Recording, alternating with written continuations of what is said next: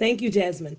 And good morning. Welcome, everyone, to our final webinar in our series, Open Educational Resource for Post-Secondary Education. Today's webinar will focus on making the case for student success. And we have with us today Mr. Robert Keown, Connection, Mr. Dwayne Sproul, Director of Career Technical and Agricultural Education at the Decatur Career Academy, City Schools of Decatur, Georgia. Resources and OER Specialist, University of Arkansas, Cossatot Community College. With that said, we're going to get right into our webinar. We're going to begin with Building the OER by Mr. Robert Keown. Robert? Thank you, Charlotte. And let me go ahead and share my presentation here with everyone. I appreciate this opportunity and just want to say thank you to everyone for joining us today. As always, we just need to do a little quick who we are. We are the technical college system throughout the state, and we also manage the adult literacy program and our economic and workforce development programs. So when we got talking about OER, Charlotte reached out to us, and we have 5 to 8 years, but it really took traction about 2 or 3 years ago. And inside the Georgia Virtual Technical Connection, we offer the support to all of our colleges through the distant OER. Was that new buzzword several years back. A lot of people were using it, but a lot of people didn't quite understand it and or didn't trust it, I'm going to say, at that time. Long way to go to convince our faculty that OER was what we wanted. I mean, that it was viable, that it was trustworthy, that it was the proper rigor and everything. Approached us several years back and came up with the concept of open tech training, which that's what we call it, but basically it's professional development to where we allow our faculty. So our open tech training, the mission is, it says here, is to give our faculty the opportunity to develop a course by applying the theories and resources behind the Open Education Initiative. So they weren't by themselves. They weren't left by themselves. The basic goals of the OTT was, again, to support our faculty, the inclusion of OER into their existing courses. The board, we were looking to lowering course material costs. I will give a side note there. Dual enrollment was one of the big factors that brought this to the forefront, because in the state of Georgia, coming into our technical colleges system, we had what was called the HOPE grant, and that assisted in paying for those textbooks and those materials for those dual enrollment students. A couple of years back, it was on the institution to provide those textbooks. So immediately everyone started saying, okay, how can we lower the cost? So our dual enrollment students coming to us kind of helped push this along fast. Also maintaining and improving the student outcomes, and then creating and expanding a community within our 22 technical colleges of OER. So in the open tech training, the way we approach this is usually done on about a 16-week basis. And there's different topics that are put in there. Again, like I say, it's professional. You see here is understanding open terminology. And you hear all the learning object repositories and all the different buzzwords that are used in the OER world. So one of the things was just to bring up the faculty to understanding copyright and the Creative Commons licensing. And then, of course, course design, development, any third-party resources that you're going to utilize. We, in our system, we utilize the Blackboard Learning Management System.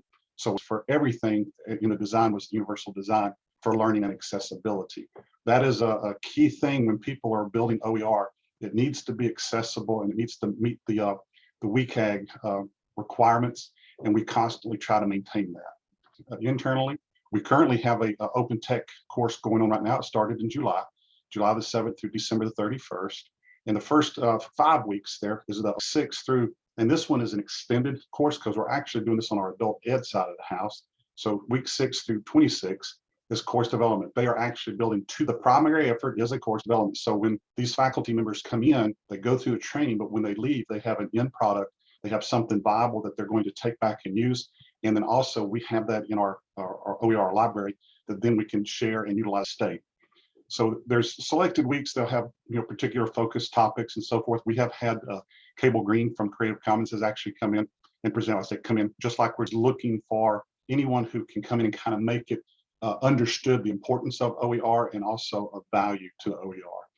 They did have the course orientation. Nikki goes through with all the faculty, and we do have particular outcomes and checkpoints throughout, making sure that the faculty is proceeding as they need to be, and also to ensure that they aren't having any issues or have any questions, or if something has got in their way and they have fallen off where they wanted to go. So after they go through so forth, we do go back and say, this is kind of how we want to show that we succeeded, that we met the goals that we were trying to meet. So when the faculty is completed, these are the requests that the We look at the project outcomes report. They come in and they do an outcomes report. And then, of course, the post-OTT participation, we ask them to do an article, or we might interview them, or maybe even encourage them to utilize a student OER survey. So in their course, to kind of survey the students to see how the materials are being accepted, if students are having issues with it. And if I remember correctly, I think they've even done some of those surveys across faculty of the course. And then we do also want to go back and look at the completion and grading data from those OER courses, which here we're including the drops, the fails, and the withdrawals, and against the sister courses that might be utilizing the existing textbook or being delivered in a different way. And I'm sure everyone knows when you go back and you look at that, everything that I have seen, the OER courses that we have offered as far as grading data goes in comparison to the existing courses utilizing existing materials. What I would encourage everyone to do is use what you got. Don't go out here and try to get real and then expand upon that. It took us a little bit to kind of get our arms around what it was that we wanted to do. And the concept that Nikki came up with offering this open tech course left by themselves. They weren't thrown out there to do it by themselves. They actually are in like I say, a cohort with peers and other individuals who are going through exactly what they're going through. And they also walking through all that with them, helping them build that. So, but you can start that small, just tackle 1 or 2 courses and then expand upon that if that's something that you'd like, local colleges. But if you're at a university, you could possibly do that throughout your colleges in your university and or departments. And or if you're a smaller college, then you could do that in departments and just pick, started this, those who were immediately on board and ready to go. Some had already started trying to do it on their own, and we were able to bring them into the fold, if you will, and allow them to, we supported their excitement already, and it just helped light that fire and pushed it throughout the system. And so as we're getting these built, we try to ensure that we're tracking identifying the free and low cost materials. We do make this system-wide OER usage, so we put it out to where the schools know what's out there, and very opt-in model.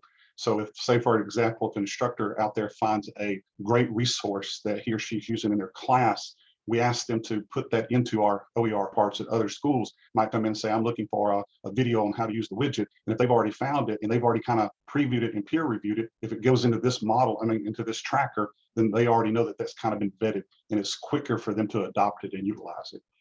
All of our schools. This is what the tracker kind of looks like. So for example, here our Chattahoochee Technical College, the biology 2113, they're using the OpenStax textbooks. They put are teaching that course can come here and go immediately review that and see if that's something that they want to adopt or not. The open tracker, this is what we ask for them, the institution, the course prefix, course materials. This is just how we capture all of their data.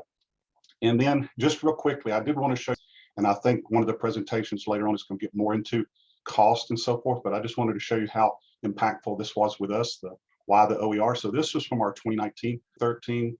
They went through and did the research and looking at all the different ways. So on average of a new textbook was 215, the average use is 172.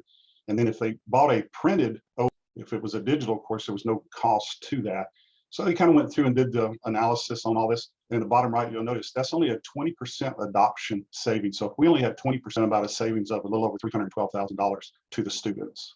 Same thing here with the criminal justice 1010. Exactly walking through everything. In this one, 20% adoption, about $57,000. Math 111, the full across the board adoption, it'd be a whole lot more savings there. 233,000. So when we first did that back in 2019, we was able to show that if 20% in savings to our students, and that helped us promote and show the proof of concept, if you will, of why this was so vital. And the faculty, once they sat, and it was just one of those things that's just kind of continuing going. And senior leadership, of course, we know how all that works. If you can put money in front of them and show that it is viable and that it's doing what you want it to do, then it meets the needs. Stop there. If anyone has any questions or if there's anything that came up in the chat box, Jasmine, or if I need to address anything, I'll be more than happy to do so. Perfect. We actually had quite a few questions come in. So I'll start with the first one. Someone asked if the slides would be made available to them after the recording. We will provide you with a recording link and share this information presented with the slides from our presenters as well. Second, going back to the creation of the course, is it possible to gain guest access? I would have to go in and get with the people who are controlling where those things are housed. We built them in the Blackboard cartridge type environment. So I'm going to say a maybe. I will be address, so whoever might be asking that, or if you want me to send something to you and you can get that out, I'll be more than happy to fact check that and see if that's possible. And if it's not, it might be where we can stand something up just to allow guest access. Okay, perfect. Next, I think you touched on this, but just as a reminder, if you're responsible for updating the course materials. Very good question. I really don't think I did address that, but yes, what we've done there is as we talk to these faculty members who take the ownership of it, we encourage them to be the owners as long as they're, I want to say it's either a 2 or 3 year review cycle. So say, for example, if we built the widget course 3 years ago and Robert went in and built that course, then Robert would get an email and say, hey, the widget course is due a review. Can you go in and review it? Or for some reason like that, then we would go in and look at who's using the course. And we would probably pull together, we have what's called IFCCs, it's our faculty consortium committees. All of our courses belong under programs.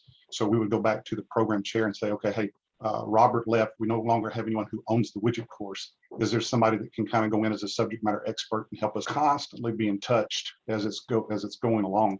Because as you guys know, new stuff comes out or someone's updating, etc. So we try to keep the most current in there, but on a minimum, we try to go back and if it's asked sooner.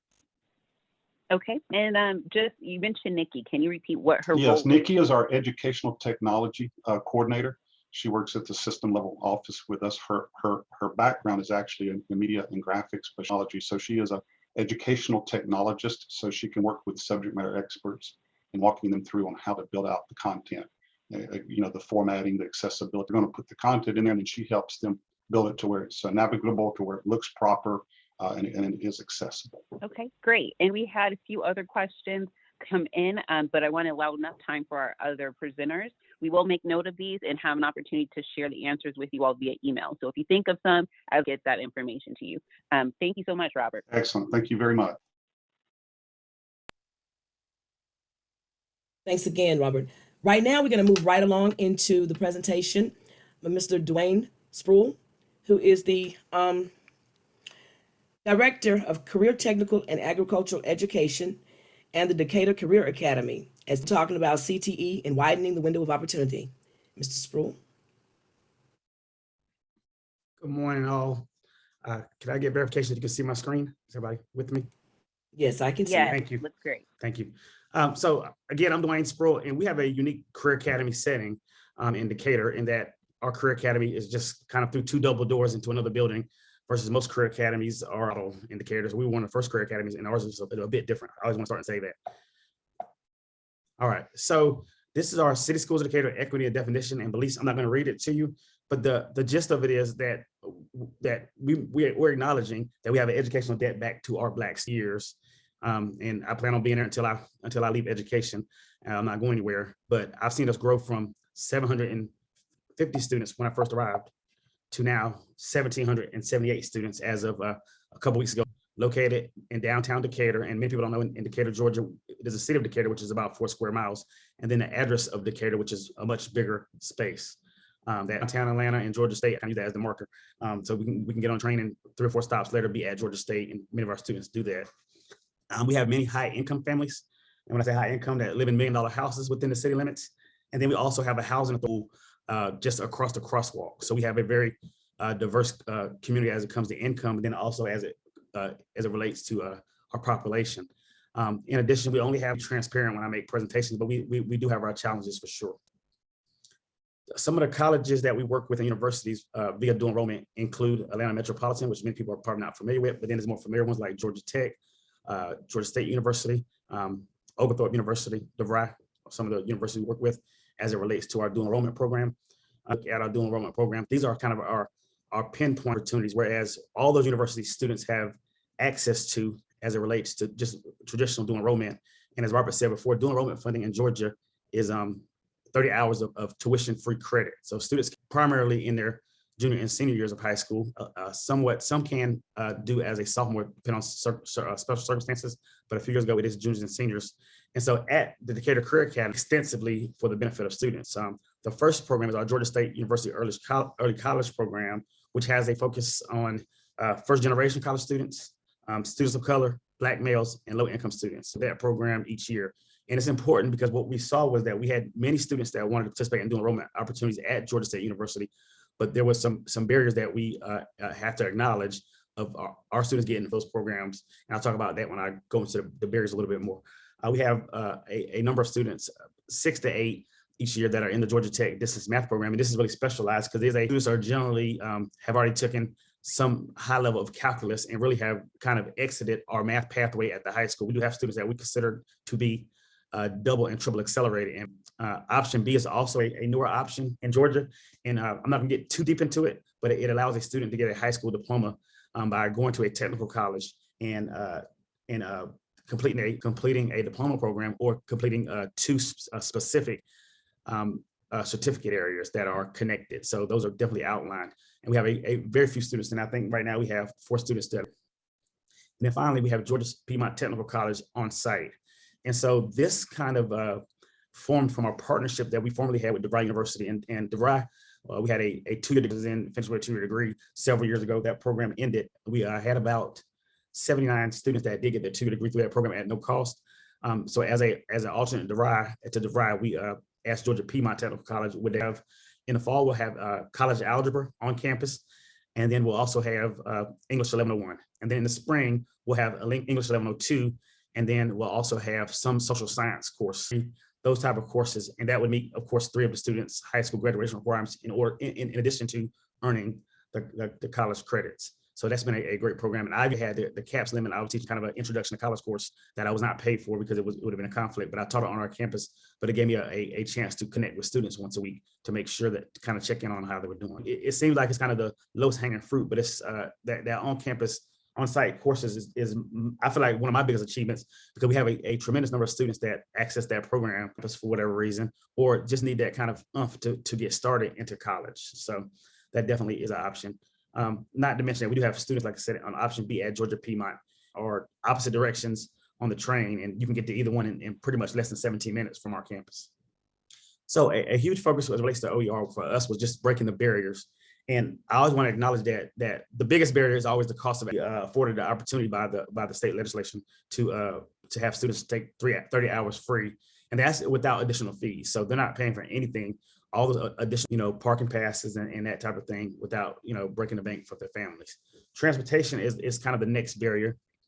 And as a school, as part of Decatur High School and Decatur curriculum, when I say free, what I mean is that if a student comes to my administrative assistant and says, hey, I need a rail card, a MARTA card is what we have in Atlanta, then we don't question the students. We just provide that, can't pay for it. The discounted rate is pretty much about $15 for about 10 rides. So they can pretty much go to class for about 2 weeks on that card, depending on their schedule.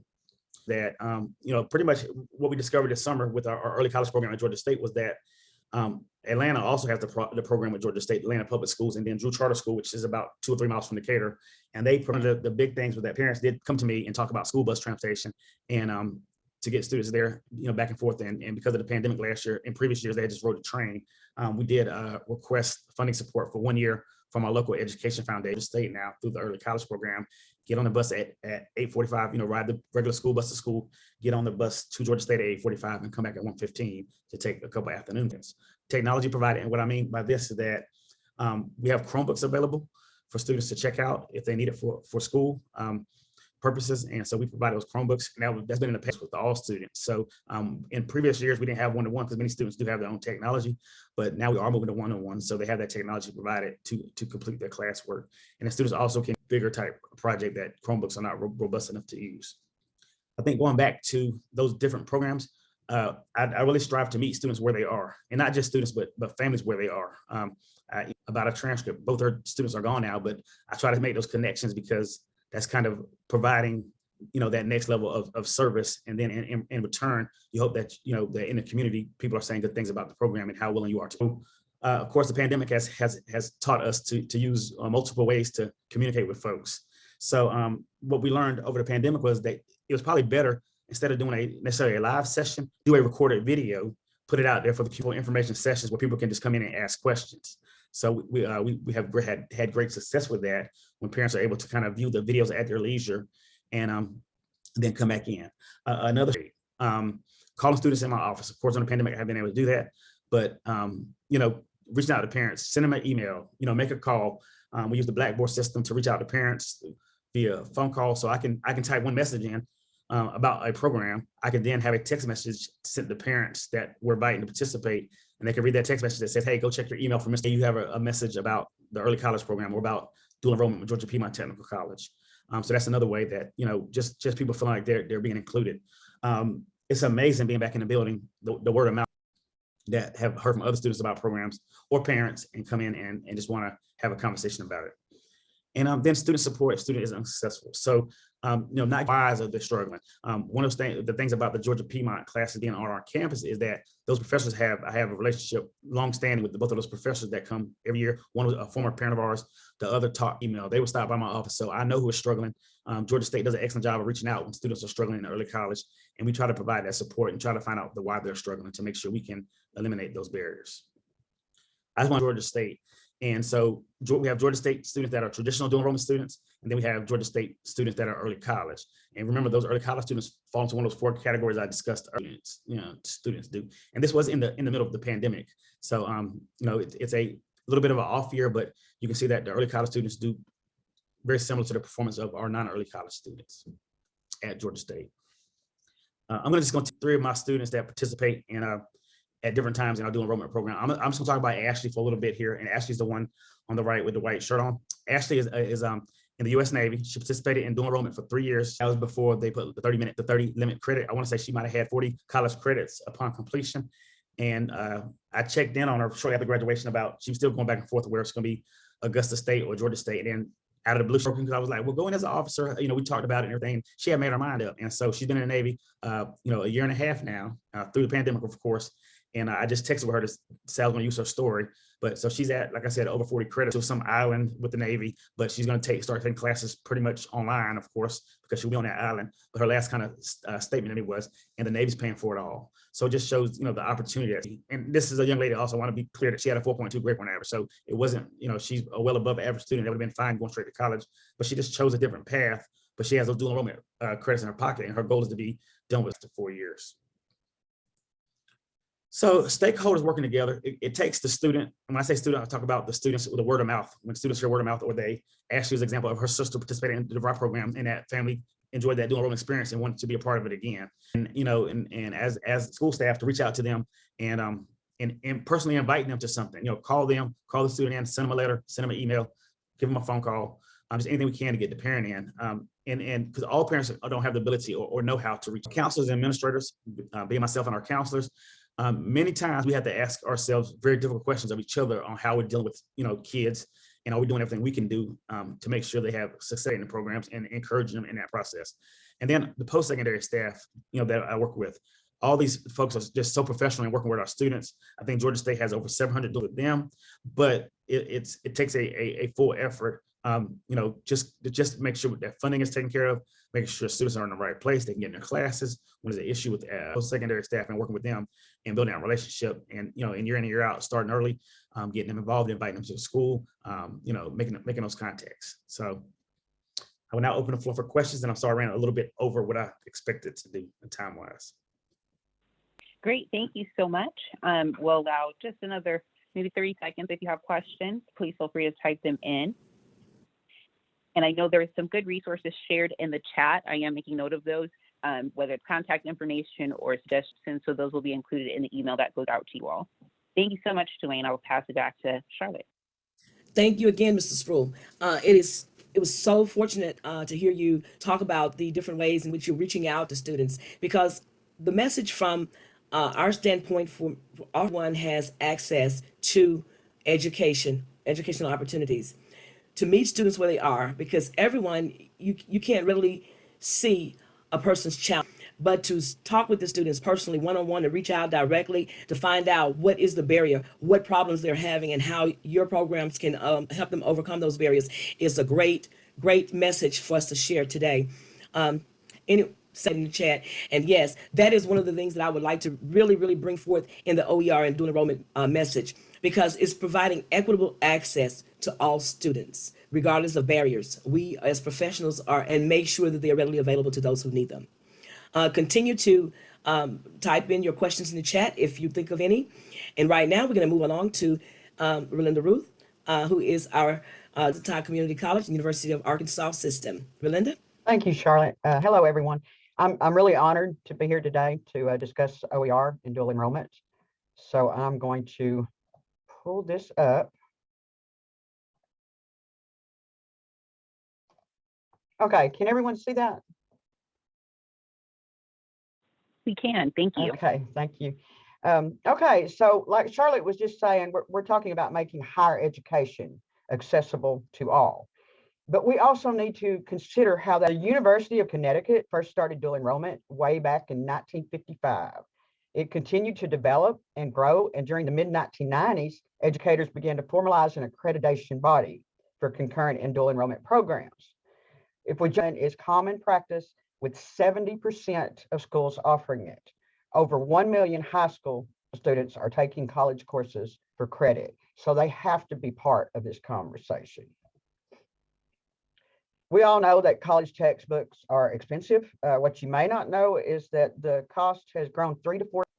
In 2021, the average cost for undergraduate students at a four-year university for books and supplies was about $1,200. Students at two-year colleges spent more, around $1,400 for textbooks. During the last decade, the cost barrier prevented over 2 million low and moderate income college qualified high school graduates from completing college. So you may be wondering how the price of high schools typically pay for their textbooks. The problem is that high schools don't usually cover college textbook expense. Even if duly enrolled students are getting a discount on tuition, they still have to buy their own textbooks. These are expensive textbooks, and these actions usually affect academic performance, but it's not limited to traditional college students. High school students often avoid buying the textbook too because they just can't afford it. And these are the results of a 2006. Over half the students opted not to buy a required textbook, even though they knew they might fail. 45% chose not to take a specific course because the book was too expensive. So what can we do? We can't change tuition and fees or even personal or the cost barrier for all students. We can lower the cost barrier by concentrating on books and supplies. It's not the highest cost leading to affordability issues, but it is the one cost that faculty can impact, and it can help students succeed, as we'll see later. We can handle the price of textbooks with open educational resources, or OER. OER can include everything from a single video to an entire lesson plan or an open available. At least 32 states have some type of existing OER policy. And the best things about OER that it's available for free to all, and it's adaptable to serve the user's needs. Computer scientists actually began finding ways to share their work as early as the 1970s. In 1993, Open Action of Open Journals. Merlot was created in 1997, and in 1998, David Wiley, an assistant professor at Utah State University, proposed a license for free and open content as an alternative to full copy. And two things happened that really fueled the OER movement. In 2001, fueled by the need to make creative works freely available in a growing digital format and sheer determination, an innovative nonprofit organization was born, Creative Commons, and the OER movement picked up some speed. Currently, more than 1.4 billion works. Creative Commons began in a basement of Stanford Law School, and it grew into a global staff. CC licenses began with a foundation built around openness and collaboration. The primary goal of sharing knowledge ignited a global movement. A large part of the early work on OER was funded by universities and foundations such as the William and Flora Hewlett Order of OER in its early stages. The Hewlett Foundation spent more than $110 million from 2002 to 2010, guaranteeing the continuing growth of OER. Most of us have known for a while about how much OER helps traditional college students, but let's talk about the benefits for duly enrolled students using OER. The first and most obvious advantage of ensuring success is the obvious and all too familiar reasoning, textbook affordability.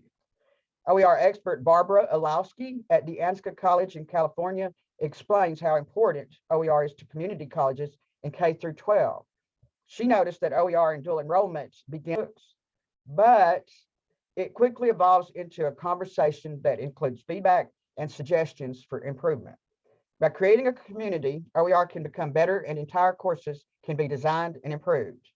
After all, one of the primary premises of open research. But what about academic quality? OER does not fall into the you get what you pay for category. OER has come a long way. As more and more open resources became available, a growing concern about academic quality emerged. In order to ensure that we began peer reviewing open textbooks. And if you're still concerned about OER effect on academic quality, 13 academic studies measured results pertaining to student learning. None showed results in which students who used OER performed per textbooks. In fact, of almost 120,000 students, 95% had the same or better outcomes. Research like this proves that open resources do not sacrifice academic quality. Community colleges and K through 12 partners can work together to increase OER use. The most important step is to get specialist or OER librarian. OER information can be shared. Librarians need to be involved to direct faculty to repositories that include high quality OER. In Arkansas, the Arkansas Library Consortium OER Task Force recently about OER. This kind of collaboration can help students transition even more smoothly into college courses using OER. And CC licenses allow for all these things, which means much more academic freedom for faculty. Faculty can access the most recent research, edit, and share as necessary. There are endless avenues for collecting resources, but the magic of OER is the 5 R's of openness: retain, reuse, revise, remix, redistribute.